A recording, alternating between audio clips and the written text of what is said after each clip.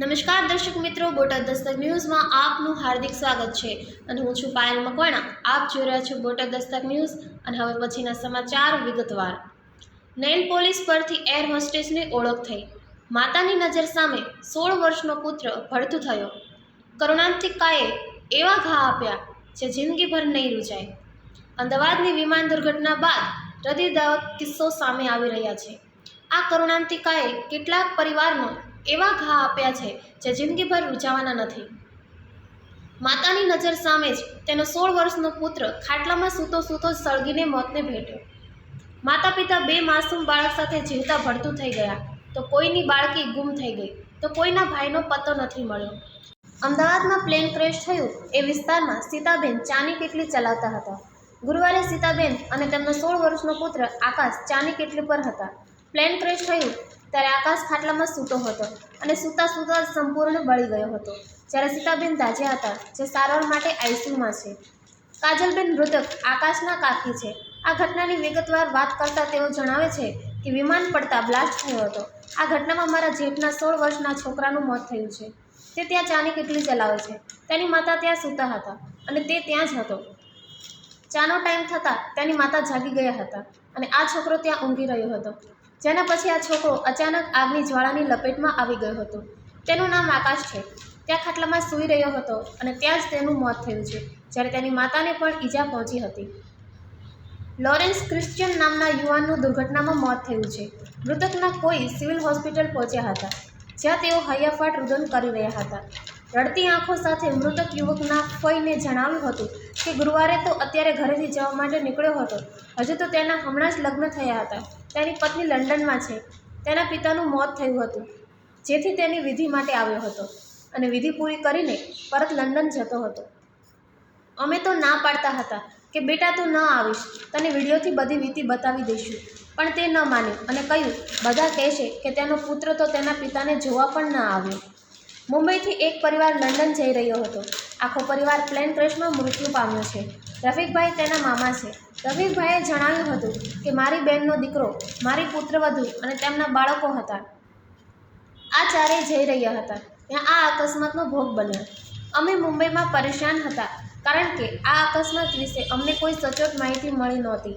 અમે વિચારી રહ્યા હતા કે કોને કોન્ટેક્ટ કરીએ તો અમને જાણકારી મળે. અમને માહિતી મેળવવા માટેના નંબર પણ ગુજરાતમાં આવીને મળ્યા. એ પહેલાં મુંબઈ ઘટના જાણવા માટે કોઈ જ નંબર ન મળ્યો. મુંબઈથી મારો દીકરો તેની પત્ની અને બાળકો સાથે આ ફ્લાઇટમાં આવ્યા હતા. અમારા દૂરના સંબંધી અમદાવાદમાં રહેતા હતા. તેનો અમે સંપર્ક કર્યો ત્યારે અમને ખબર પડી કે આ ફ્લાઇટમાં અમારો દીકરો, તેની પત્ની અને બાળકો છે. સિવિલ હોસ્પિટલના મેડિકલ ઓફિસર ડૉક્ટર મનીષ સુતરિયાએ જણાવ્યું હતું કે લંડન જતી ફ્લાઇટમાં અર્પણા નામની એક એર હોસ્ટેસ હતી, જેના પતિ એર ઇન્ડિયામાં પાયલટ છે. તેના મૃતદેહની ઓળખ કરવાની હતી. નેલ પોલિશ અને બ્રાઉન હેર પરથી તેના મૃતદેહની ઓળખ કરાઈ હતી.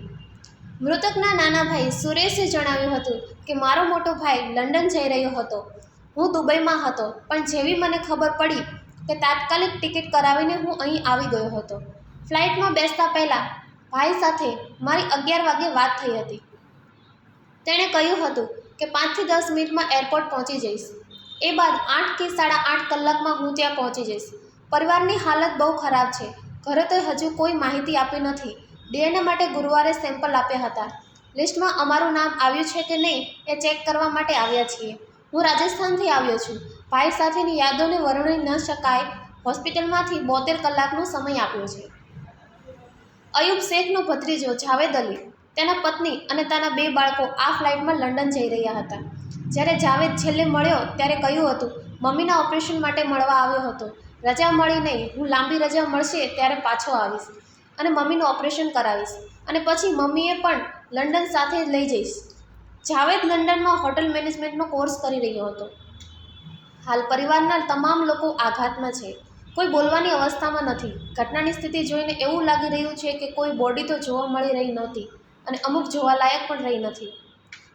મેસમાં કામ કરનારી મહિલાની દીકરીએ રડતા રડતા કહ્યું હતું કે હું હોત, મમ્મી, બેટા હોત તો સારું હતું. હવે કોણ અમને સમજાવશે કે બેટા આ રીતે આ કામ કરો. અમારા ઘરમાં મોટા મમ્મી જ હતા, બીજું કોઈ નહોતું. અમે આટલા વર્ષોથી એક જ પ્રાર્થના કરીએ છીએ કે બધા લોકો અહીંથી સારા એવા ડૉક્ટર બનીને નીકળે. અમે લોકોએ તેમના માટે ખાવાનું બનાવવા માટે ખૂબ જ મહેનત કરી છે. બસ અમારી એટલી જ વિનંતી છે કે મારી મમ્મી અને મારી ભત્રીજીને શોધો. બીજું કંઈ જ નથી જોતું અમારે. હોસ્ટેલમાં ટિફિન સર્વિસ પૂરી પાડનાર બેને રડતી આંખે હિબકા લેતા જણાવ્યું હતું કે મારી બેબી નાની છે, મારા સાસુ સાથે રસોઈ બનાવે છે, તેમની પાસે રમે છે. હોસ્ટેલમાં અમે ટિફિન સર્વિસ ચલાવીએ છીએ અને ડૉક્ટરને સિવિલમાં ટિફિન આપીએ છીએ. હું અને મારા પતિ નીકળ્યા ને મારા સાસુ રસોઈ બનાવતા હતા અને મારી દીકરી તેમની પાસે રમતી હતી. મારી દીકરી મને જોઈ જાય તો સાથે આવવાની જીદ કરે એટલે હું સંતાઈને નીકળું. તેને વેલણ પાટલી આપીને હું છુપાઈને નીકળી ત્યારે મારી દીકરી રોટલી બનાવતી હતી. મેં તેને જોઈ. મેં માસીને કહ્યું, મારી દીકરીનું ધ્યાન રાખજો કે બહાર નીકળી ન જાય. જો નીકળી જાય તો મારા સાસુને બોલાવજો. બસ આટલી જ છેલ્લે વાત થઈ. ધુમાડો જોઈને અમને કશું થયું એવાની જાણ થઈ. અમને થયું કે આસપાસ ક્યાંક આગ લાગી, પણ જોયું તો ખબર પડી કે આ તો અમારી જ હોસ્ટેલમાં આગ લાગી છે. સરકારને મારી એટલી જ વિનંતી છે કે મારી બેબી અને સાસુને પાછા લાવી આપો. હજુ સુધી કશી જ કંઈ સારવાર થઈ નથી કે બંનેમાંથી કોઈની બોડી પણ હજુ સુધી મળી નથી.